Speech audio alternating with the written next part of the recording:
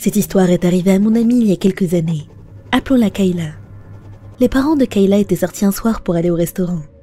Ils lui ont proposé de les accompagner, mais comme elle avait un examen le lendemain matin, elle a préféré rester chez elle pour étudier. Ses parents sont partis vers 19 h et elle est restée seule à la maison. Elle était dans sa chambre, en train de réviser pour son examen. 1 heure après le départ de ses parents, il a commencé à pleuvoir très fort. Le bruit l'empêchait de se concentrer. Elle a donc mis son casque avec de la musique d'ambiance pour essayer de retrouver sa concentration. Mais à cause de ça, elle ne pouvait donc plus rien entendre d'autre. Et c'est pour ça qu'elle n'a pas entendu quand, 1 demi-heure plus tard, la porte d'entrée s'est ouverte. Elle a eu soif au bout d'un moment, et ce n'est que là qu'elle a enlevé son casque pour aller se chercher à boire dans la cuisine. En s'y dirigeant, elle a entendu des bruits de pas. Elle savait que ses parents n'étaient pas supposés revenir avant bien plus tard. C'était bizarre qu'ils soient rentrés aussitôt. Il y avait une fenêtre dans les escaliers qui donnait sur le parking, et quand elle a regardé à l'extérieur, elle n'a pas trouvé la voiture de ses parents. C'est là qu'elle a compris que quelque chose n'allait pas. Elle a couru sans bruit dans sa chambre, fermant la porte à clé derrière elle. Elle a aussitôt appelé ses parents pour les prévenir, et ils ont quitté le restaurant sur le champ pour rentrer. Son père lui a dit de rester enfermé dans sa chambre, et de se cacher sans faire de bruit dans son placard. Pendant que ses parents appelaient la police depuis leur voiture, Kayla s'est cachée selon les instructions de son père. Pendant qu'elle était là-dedans, elle a entendu l'intrus monter les escaliers et essayer d'ouvrir chacune des portes de la maison. Quand il est arrivé à la sienne et qu'il a remarqué qu'elle était fermée à clé, il s'est mis à frapper très fort dessus, essayant de la forcer en hurlant de le laisser entrer. Heureusement, au moment où il a réussi à casser la porte et entrer, les sirènes de police se sont fait entendre. L'intrus s'est enfui, mais Kayla est quand même restée dans le placard jusqu'à ce que des policiers viennent la secourir. Ils ont ensuite fouillé toute la maison et les environs, mais n'ont malheureusement trouvé personne. À ce jour, Kayla refuse de rester seule chez elle et n'a plus jamais écouté de musique sur son casque depuis. Dieu seul sait ce qui aurait pu lui arriver si elle ne les avait pas enlevés à ce moment crucial.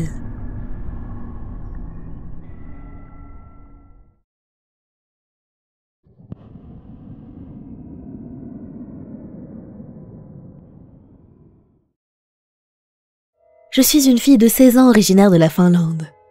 J'ai vécu une expérience très effrayante que j'ai envie de partager avec vous. Je ne crois pas vraiment aux activités paranormales, mais ce qui m'est arrivé a profondément ébranlé mes convictions. Quand j'avais 7 ans, ma famille a emménagé dans une nouvelle maison, qui avait été construite dans les années 50.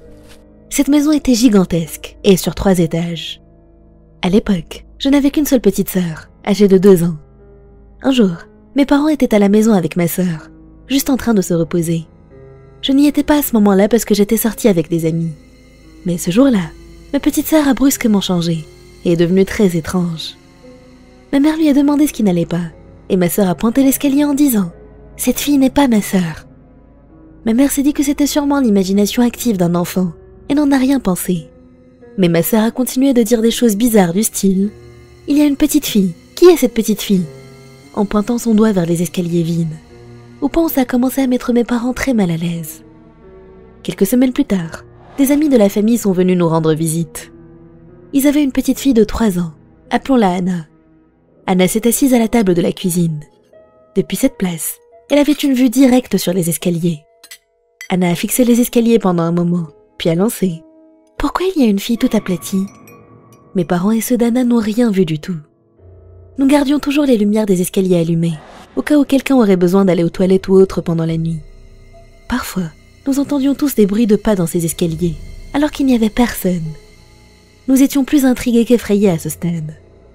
Un jour, quand j'avais 13 ans, j'étais restée réveillée tard dans la nuit. Tout le monde s'était déjà couché, mais je voulais rester à regarder des vidéos. En pleine nuit, les lumières des escaliers se sont brusquement mises à s'allumer et à s'éteindre très vite pendant environ 1 minute.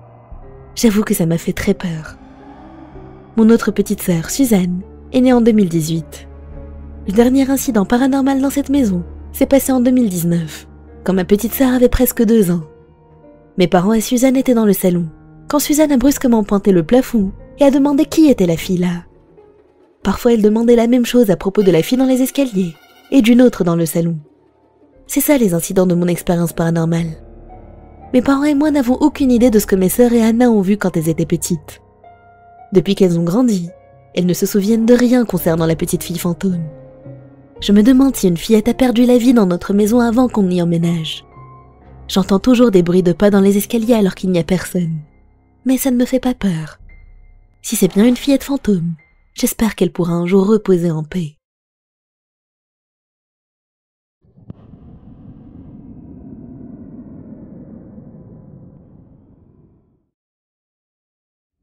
Cette histoire est arrivée en décembre 2019. Mais avant d'entrer dans le vif du sujet, gardez en tête que le contexte de cette histoire est l'anniversaire de ma cousine. Et c'était également le même jour que notre réunion de famille. Ce qui voulait dire que tous mes oncles, tantes et cousins étaient là.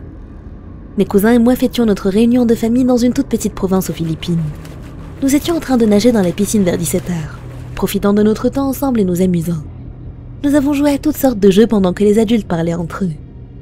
À minuit pile le 11 décembre, nous avons chanté un joyeux anniversaire à notre cousine, Ashley. Mais alors que nous chantions, j'ai remarqué quelque chose de bizarre.